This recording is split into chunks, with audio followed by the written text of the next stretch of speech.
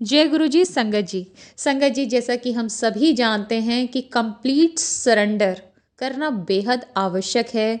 गुरु जी के लिए हमें संपूर्ण समर्पण करना ज़रूरी है। अगर हम समर्पण ही नहीं करेंगे तो फिर चीज़ें सही कैसे होंगी। पर ये इतना आसान नहीं होता। हम कब उस कंडीशन में पहुंचते हैं, हम कब कंप्लीट सरेंडर कर पाते हैं, ये भी गुरु जी ही तय करते हैं।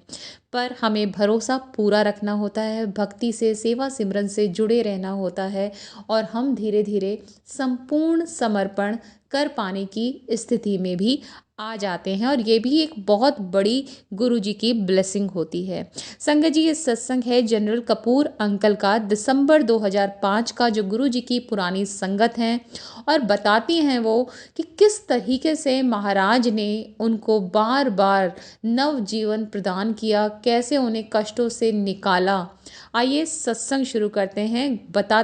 इस सत्संग से हमें ये जानने को मिलेगा कि गुरुजी कितने ही दयालु हैं और उनको अपनी संगत को आशीर्वाद करना या ब्लेस करना या उनको अपना प्यार दिखाना, ये तरीके इतने अद्भुत होते हैं कि हम तो उन्हें बदले में कुछ भी नहीं दे सकते। सिर्फ अपनी इमोशंस हमारी जो होती हैं उस टाइम पर आंसू बन के प्यार के रूप में उनके लिए निकलती है। और यही गुरुजी का एक हमारा मतलब एक तोहफा है गुरुजी के लिए, कह लीजिए। वो सिर्फ हमें वही प्यार और भक्ति जो है हमारी देखना चाहते हैं। और जब हम ऐसा संपूर्ण समर्पण कर पाते हैं तो गुरु जी की कृपा भी हम पर बरसने लगती है।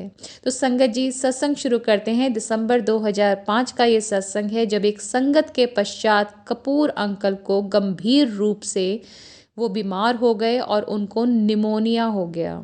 उसके बाद उन्हें एक हॉस्पिटल में रखा गया।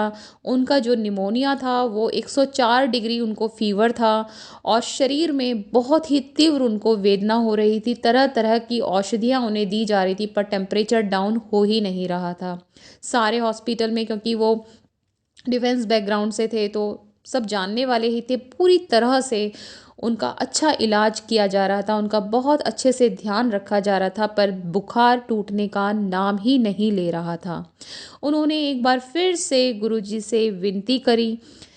तो उनको याद है कि हॉस्पिटल में जब वो इस बीमारी से, इस फीवर से धीरे धीरे ठीक हो रहे थे तो रक्षा विभाग के कुछ अधिकारी और अन्य अनुयायी ने गुरुजी के कहने पर गुड़गांव में उनको सम्मानित करने के लिए दिसंबर 2005 के एक रविवार को समारोह का आयोजन किया था।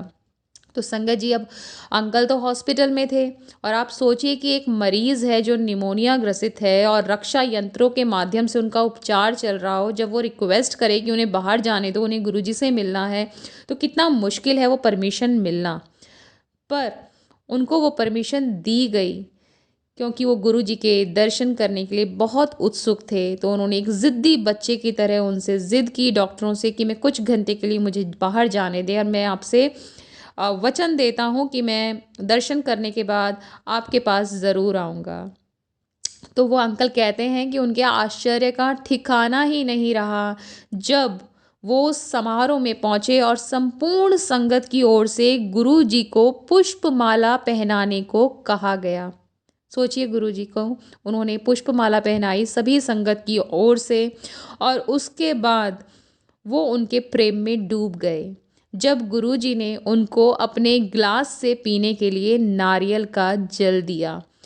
तो सोचिए संगत जी, गुरुजी नारियल का जल पी रहे थे और उन्होंने वो जल फिर अंकल को पीने के लिए कहा। तो अब अंकल क्या कहते हैं कि मैं अपने को संभाल ही नहीं पाया और मेरी आंखों से अश्रुधारा बह निकली। मैंने उस गिलास को अपने मस्तक से स्पर्श किया और उसका पूरा जल जो गुरुजी पी रहे थे पी गया। मैंने अपनी प्यासी आत्मा की अनंत प्यास बुझा दी। इससे पहले मैंने कभी भी उस जल से स्वादिष्ट कुछ नहीं चखा था। मेरे लिए वह उनके अपार स्नेह का अमृत था। सम्मान स्वरूप मैं उनको केवल अपने भाव विवल मनोभावों का हार भेंट कर सकता था। कहने की आवश्यकता नहीं है कि मैं आशा से कहीं अधिक शीघ्रता से स्वस्थ हुआ और अपने सब कार्य सामान्य रूप से करने लगा।